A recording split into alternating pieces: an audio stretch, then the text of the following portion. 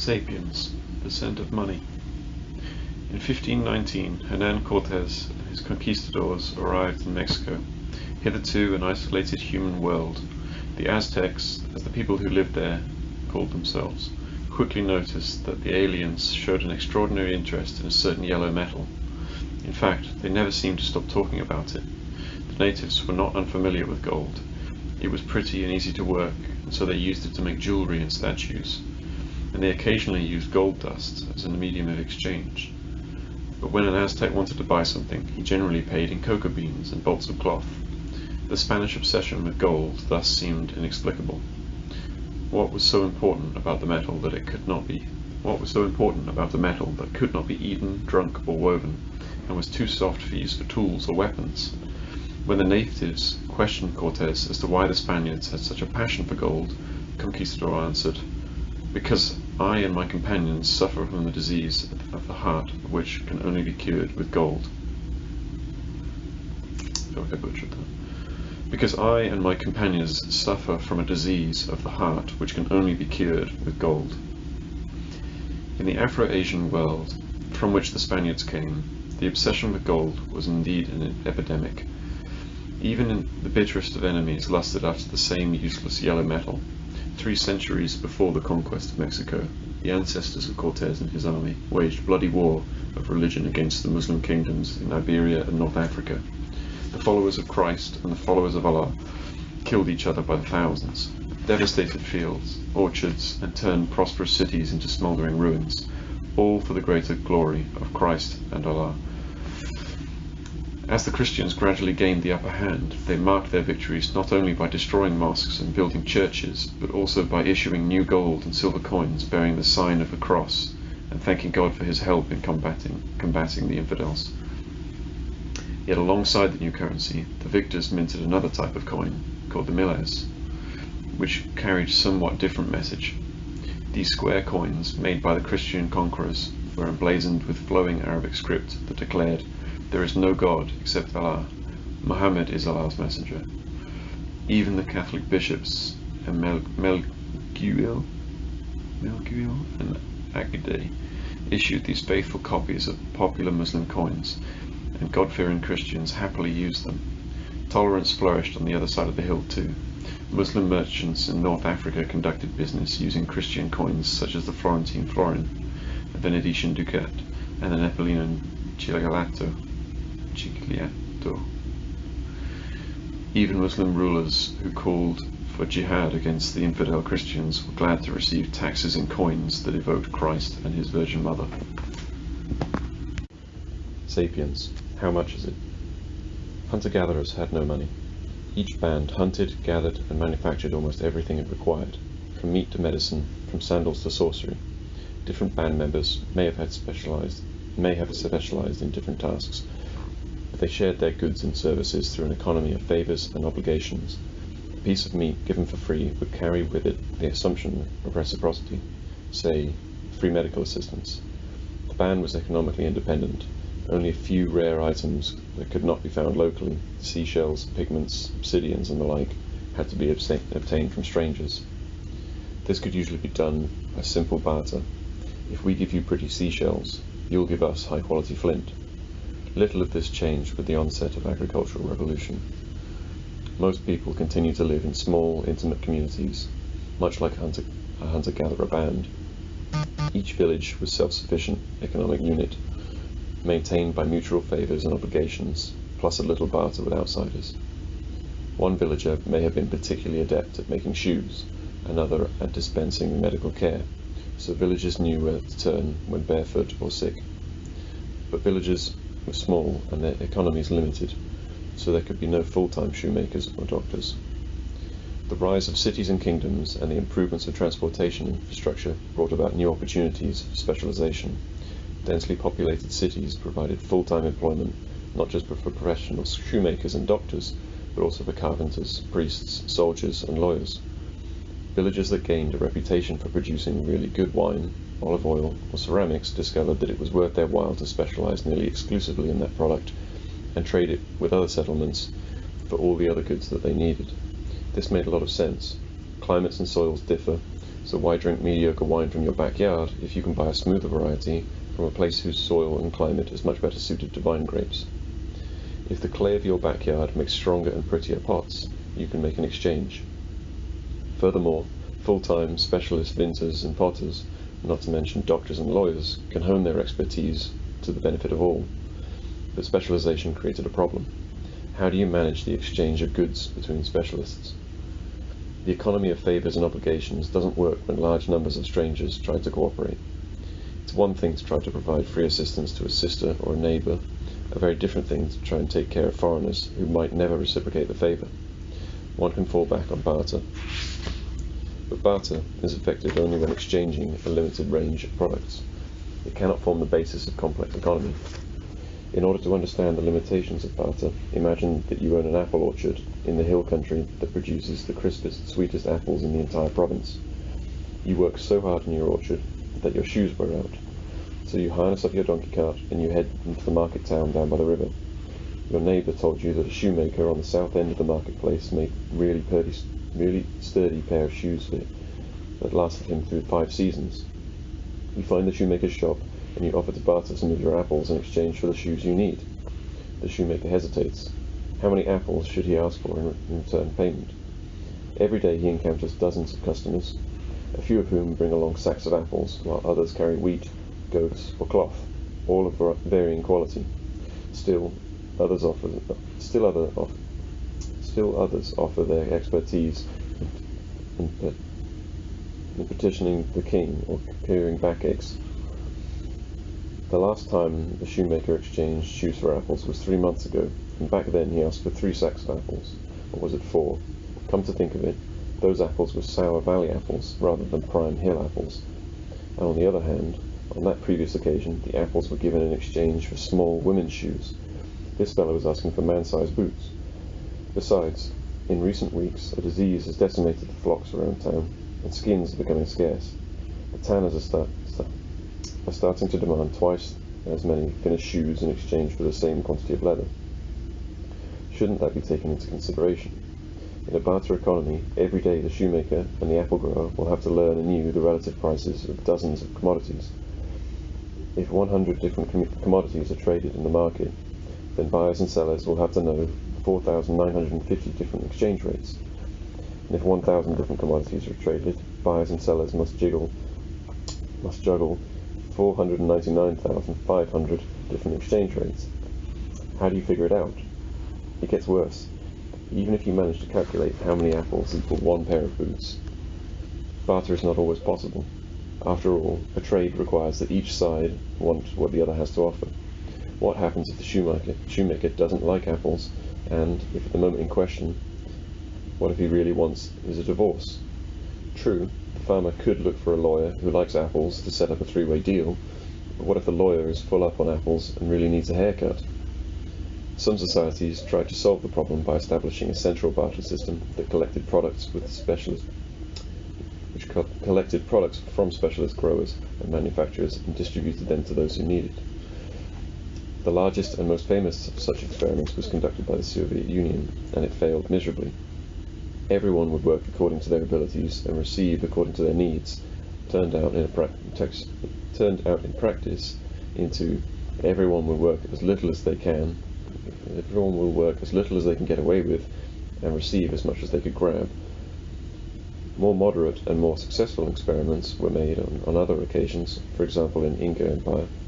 Yet most societies found a more easy way to connect large number of experts. They developed money.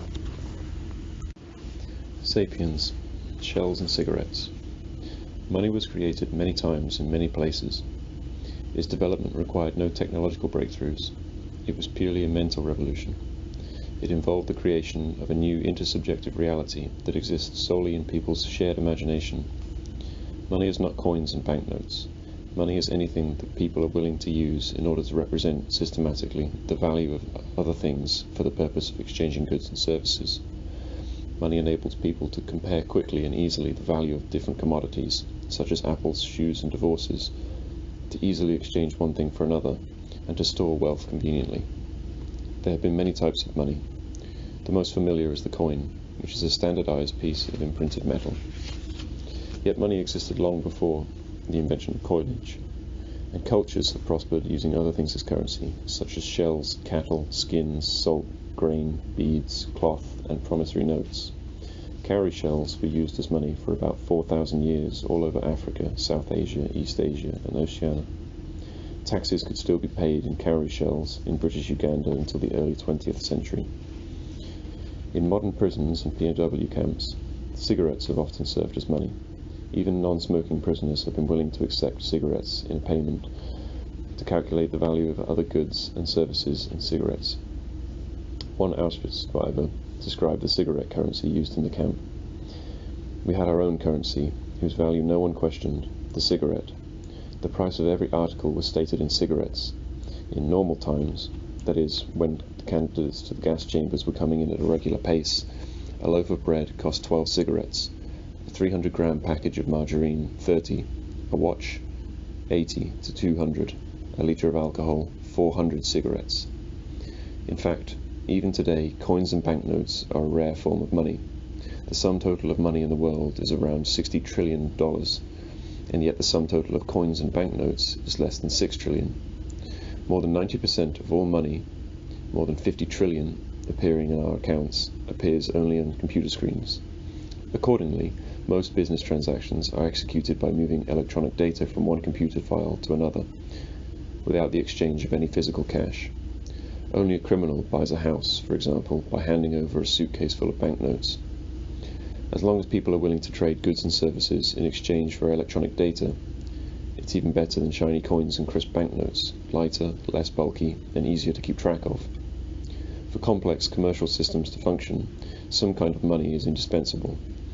A shoemaker in a money economy needs to know only the price charged for various kinds of shoes. There is no need to memorize the exchange rates between shoes and apples or goats. Money also frees apple experts from the need to search out apple-craving shoemakers, because everyone wants money. This is perhaps its most basic quality. Everyone wants money because everyone else also wants money, which means you can exchange money for whatever you need. The shoemaker will always be happy to take your money, because no matter what he really wants, apples, goats, or a divorce, he can get it in exchange for money. Money is thus a universal medium of exchange that enables people to convert almost anything into almost anything else. Brawn gets converted into brain, which gets discharged. Brawn gets converted to brain when a discharged soldier finances his college tuition with his military benefits. Land gets converted into loyalty when a baron sells property to support his retainers. Health is converted into justice when a physician uses her fee to hire a lawyer or bribe a judge. It is even possible to convert sex into salvation, as 15th century prostitutes did when they slept with men for money, which they in turn used to buy indulgences from the Catholic Church. Ideal types of money enable people not merely to turn one thing into another, but to store wealth as well. Many valuables cannot be stored, such as time or beauty. Some things can only be stored for a short time, such as strawberries. Other things are more durable, but take up lots of space and require expensive facilities and care. Grain, for example, can be stored for years, but to do so you need to build huge storehouses and guard against rats, mold, water, fire, and thieves. Money, whether paper, computer bits, or cowrie shells, solves these problems. Cowrie shells don't rot, are unpalatable to rats, can survive fires, and are compact enough to be locked up in a safe. In order to use wealth, it is not enough just to store it. It often needs to be transported from place to place.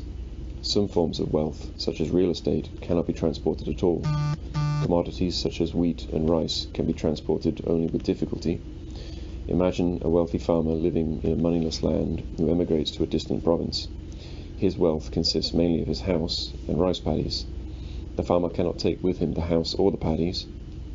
He might exchange them for tons of rice, but it would be very burdensome and expensive to transport all the rice. Money solves these problems. The farmer can sell his property in exchange for a sack of cowrie shells, which he can easily carry wherever he goes. Because money can convert, store, and transport wealth easily and cheaply, it made a vital contribution to the appearance of complex commercial networks, and dynamic markets. Without money, commercial networks and markets would have been doomed. Without money, commercial markets and networks would have been doomed to remain very limited in their size, complexity, and dynamism. Sapiens. How does money work? Cowrie shells and dollars have value only in our common imagination. Their worth is not inherent in the chemical structure of the shells and paper, or their colour, or their shape. In other words, money isn't a material reality. It's a psychological construct. It works by converting matter into mind. But why does it succeed? Why should anyone be willing to exchange a fertile rice paddy in exchange for a handful of useless cowrie shells? Why are you willing to flip hamburgers, sell health insurance, or babysit 3 obnoxious brats when all you get for your exertions is a few pieces of coloured paper? People are willing to do such things when they trust the figments of their collective imagination. Trust is the raw material from which all types of money are minted. When a wealthy farmer sold his possessions for a sack of cowrie shells and travelled with them to another province, he trusted that upon reaching his destination, other people would be willing to sell him rice, houses, and fields in exchange for the shells. Money is accordingly a system of mutual trust, and not just any system of mutual trust. Money is the most universal and most efficient system of mutual trust ever devised. What created this trust was a very complex and long-term network of political, social, and economic relations. Why do I believe in the cowrie shell, or the gold coin, or the dollar bill? Because my neighbours believe in them, and my neighbours believe in them because I believe in them, and we all believe in them because our king believes in them and demands them in taxes, and because our priest believes in them and demands them in tithes. Take a look at a dollar bill. Take a dollar bill and look at it carefully. You will see that it is simply a colourful piece of paper with the signature of the US Secretary of Treasury on one side and the slogan, "In God We Trust," on the other. We accept the dollar in payment because we trust in God and the US Secretary of the Treasury. The crucial role of trust explains why our financial systems are so tightly bound with our political, social, and ideological systems, why financial crises are often why financial crises are often triggered by political developments, and why the stock market can rise or fall depending on the way traders feel on a particular morning. Initially, when the first versions of money were created, people didn't have this sort of trust, so it was necessary to define as money things which had real intrinsic value. History's first known money, Sumerian barley money, is a good example. It appeared in Sumer around 3000 BC, at the same time and place, and under the same circumstances in which writing appeared. Just as writing developed to answer the needs of intensifying administrative activities, so barley money developed to answer the needs of intensifying economic activities. Barley money was simply barley, fixed amounts of barley grains used as a universal measure for evaluating and exchanging all other goods and services. The most common measurement was the sealer, roughly equivalent to 1 litre. Standardized bowls, each capable of containing 1 sealer, were mass-produced so that whenever people needed to buy or sell anything, it was easy to measure the necessary amounts of barley. Salaries, too, were set and paid in sealers of barley. A male labourer earned 60 sealers a month, and a female labourer 30 sealers. A foreman could earn between 1,200 and 5,000 sealers. Not even the most ravenous foreman could eat 5,000 litres of barley each month, but he could use the sealers he didn't eat to buy all sorts of other commodities: oil, goats, slaves, and something else to eat beside barley. Even though barley has the intrinsic value, it was not easy to convince people to use. Even though barley has intrinsic value, it was not easy to convince people to use it as money rather than just another commodity. In order to understand why, just think what would happen if you took a sack full of barley to your local shopping centre and tried to buy a shirt or a pizza. The vendors would probably call security. Still, it was somewhat easier to build trust in barley as the first type of money because barley has an inherent biological value. Humans can eat it. On the other hand, it was difficult to store and transport barley. The real breakthrough in monetary history occurred when people gained trust in money that lacked inherent value, but was easier to store and transport. Such money appeared in ancient Mesopotamia as the middle of in the middle of the 3rd millennium BC. This was the silver shekel. The silver shekel was not a coin, but rather 8.33 grams of silver. When Hammurabi's code declared that a superior man who killed a slave woman must pay her owner 20 silver shekels, it meant that he had to pay 166 grams of silver, not 20 coins. Most monetary terms in the Old Testament are given in terms of silver rather than coins. Joseph's brothers sold him to the Ishmaelites for 20 silver shekels, or rather 166 grams of silver, the same price as a slave woman. He was a youth after all. Unlike the barley sealer, the silver shekel had no inherent value. You cannot eat, drink, or clothe yourself in silver. It's too soft for making useful tools. Plowshares or swords of silver would crumple almost as fast as the ones made out of aluminium foil. When they are used for anything, silver and gold are made into jewelry, crowns, and other status symbols, luxury goods that members of a particular culture identify with high social status. Their value is purely cultural. Set weights of precious metals eventually gave birth to coins. The first coins in history were struck around 640 BC by King Aeates of Lydia in the western Anatolia. These coins had a standardized weight of silver and gold. They were imprinted with an identification mark. The mark testified two things. First, it indicated how much precious metal the coin contained. Second, it identified the authority that issued the coin and guaranteed its contents. Almost all coins in use today are descendants of the Lydian coins. Coins had two important advantages over unmarked metal ingots. First, the latter had to be weighed for every transaction. Second, weighing in the ingot is not enough. How does the shoemaker know that the silver ingot I put down for my boots is really made of pure silver and not lead covered on the outside by a thin silver coating? Coins help solve these problems. The mark imprinted on them testifies to their exact value, so the shoemaker doesn't have to keep a scale on his cash register. More importantly, the mark on the coin is the signature of some political authority that guarantees the coin's value. The size and shape of the mark varied tremendously throughout history, but the message was always the same.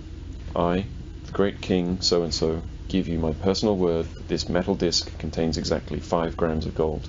If anyone dares counterfeit this coin, it means he is fabricating my own signature, which would be a blot against my reputation. I will punish such a crime with the utmost severity. That's why counterfeiting money has always been considered a much more serious crime than other acts of deception. Counterfeiting is not just cheating, it's a breach of sovereignty, an act of subversion against the power, privileges, and person of the king. The legal term is lese majesty, violating majesty, and was typically punished by torture and death. As long as people trusted the power and integrity of the king, they trusted his coins. Total strangers could easily agree on the worth of a Roman denarius coin because they trusted the power and integrity of the Roman emperor, whose name and picture adorned it. In turn, the power of the emperor rested on the denarius. Just think about how difficult it would have been to maintain the Roman Empire without coins. If the emperor had to raise taxes and pay salaries in barley and wheat, it would have been impossible to collect barley taxes in Syria, transport the funds to the central treasury in Rome, and then transport them again to Britain in order to pay the legions there. It would have been equally difficult to maintain the empire if the inhabitants of the city of Rome believed in gold coins,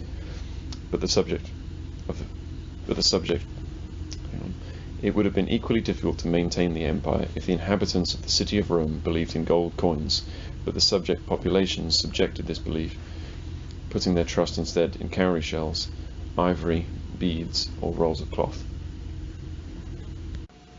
Sapiens, the Gospel of Gold. The trust in Rome's coins was so strong that even outside the empire's borders, people were happy to receive payment in denarii. In the 1st century AD, Roman coins were an accepted medium of exchange in the markets of India, even though the closest Roman legion was thousands of kilometers away. The Indians had such strong confidence in the denarius and the image of the emperor that when the local rulers struck coins of their own, they immediately imitated the denarius down to the portrait of the Roman emperor. The name denarius became a generic name for coins. Muslim caliphs Arabicized its name and issued dinars. The dinar is still the official name of the currency in Jordan, Iraq, Serbia, Macedonia, Tunisia, and several other countries. As Lydian-style coinage was spreading from the Mediterranean to the Indian Ocean, China developed a slightly different monetary system based on bronze coins and unmarked silver and gold ingots. Yet the two monetary systems had enough in common, especially the reliance on gold and silver, that close monetary and commercial relations were established between the Chinese zone and the Lydian zone. Muslim and European merchants and conquerors gradually spread the Lydian system and the gospel of gold to the far corners of the earth. By the late modern era, the entire world was a single monetary zone, relying first on gold and silver, and later on a few trusted currencies such as the British pound and the American dollar. The appearance of a single transnational and transcultural monetary zone laid the foundation for the unification of Afro-Asia and eventually of the entire globe into a single economic and political sphere. People continued to speak mutually incomprehensible languages, obey different rulers, and worship distinct gods, but all believed in gold and silver, and in gold and silver coins. Without this shared belief, global trading networks would have been virtually impossible. The gold and silver that 16th century conquistadors found in America enabled European merchants to buy silk, porcelain, and spices in East Asia, thereby moving the wheels of economic growth in both Europe and East Asia. Most of the gold and silver mined in Mexico and the Andes slipped through European fingers to find a welcome home in the purses of Chinese silk and porcelain manufacturers. What would have happened to the global economy if the Chinese hadn't suffered from the same disease of the heart that afflicted Cortes and his companions, and had refused to accept payment with gold and silver? Yet why should Chinese, Indians, Muslims, and Spaniards, who belonged to very different cultures that failed to agree about much of anything, nevertheless share the belief in gold? Why it didn't happen that the Spaniards believed in gold, while the Muslims believed in barley, the Indians in cowrie shells, and the Chinese in rolls of silk? Economists have a ready answer. One trade connects two areas. The forces of supply and demand tend to equalize the prices of transportable goods. In order to understand why, consider a hypothetical case. Assume that when regular trade opened between India and the Mediterranean, Indians were uninterested in gold, so it was almost worthless. But in the Mediterranean, gold was coveted status symbol, hence its value was high. What would happen next? Merchants traveling between India and the Mediterranean would notice the difference in the value of gold. In order to make a profit, they would buy gold cheaply in India and sell it dearly in the Mediterranean. Consequently, the demand for gold in India would skyrocket, as would its value.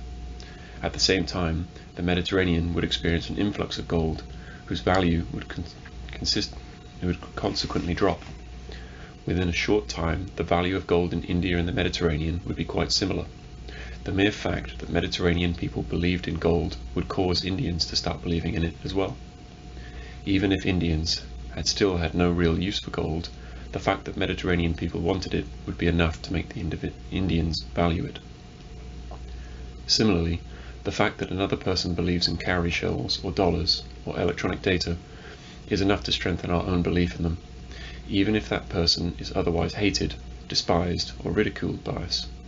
Christians and Muslims, who could not agree on religious beliefs, could nevertheless agree on monetary belief, because whereas religion asks us to believe in something, money asks us to believe that the other people are believing in something. For thousands of years, philosophers, thinkers, and prophets have besmirched money, and called it the root of all evil. Be that as it may, money is also the apogee of human tolerance. Money is more open-minded than language, state laws, cultural codes, religious beliefs, and social habits. Money is the only trust system created by humans that can bridge almost any cultural gap, and that does not discriminate on the basis of religion, gender, race, age, or sexual orientation.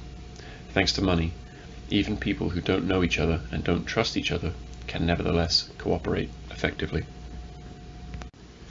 Sapiens, the price of money. Money is based on two universal principles. Firstly, universal convertibility. With money as an alchemist, you can turn land into loyalty, justice into health, and violence into knowledge. And secondly, universal trust. With money as a go-between, any two people can cooperate on any project.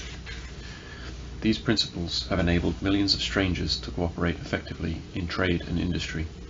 But these seemingly benign principles have a dark side. When everything is convertible, and when trust depends on anonymous coins and cowrie shells, it corrodes local traditions, intimate relations, and human values, replacing them with the cold laws of supply and demand. Human communities and families have always been based on belief in priceless things, such as honor, loyalty, morality, and love. These things lie outside the domain of the market, and they shouldn't be bought or sold for money. Even if the market offers a good price, certain things just aren't done. Parents mustn't sell their children into slavery, a devout Christian must not commit a mortal sin, a loyal knight must never betray his lord, and ancestral tribal lands should never be sold to foreigners. Money has always tried to break through these barriers, like water seeping through the cracks in a dam. Parents have been reduced to selling some of their children into slavery in order to buy food for the others. Devout Christians have murdered, stolen, and cheated, and later used their spoils to buy forgiveness from the church. Ambitious knights auctioned their allegiance to the highest bidder, while securing the loyalty of their own followers by cash payments.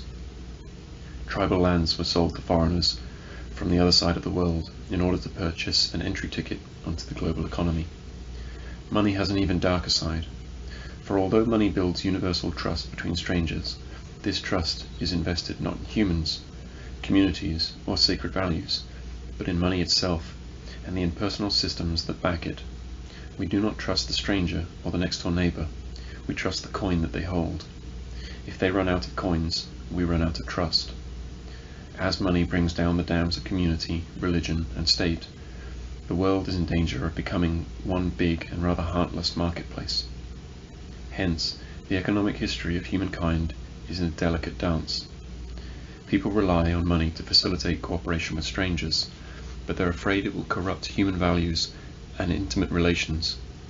With one hand, people willingly destroy the communal dams that held at bay the movement of money for so long. Yet, with the other hand, they build new dams to protect society, religion, and environment from enslavement to market forces. It is common nowadays to believe that the market always prevails, and that the dams erected by kings, priests, and communities cannot long hold back the tides of money. This is naive. Brutal warriors, religious fanatics, and concerned citizens have repeatedly managed to trounce calculating merchants, and even to reshape the economy. It is therefore impossible to understand the unification of humankind as a purely economic process. In order to understand how thousands of isolated cultures coalesced over time to form a global village of today, we must take into account the role of gold and silver, but we cannot disregard the equally crucial role of steel.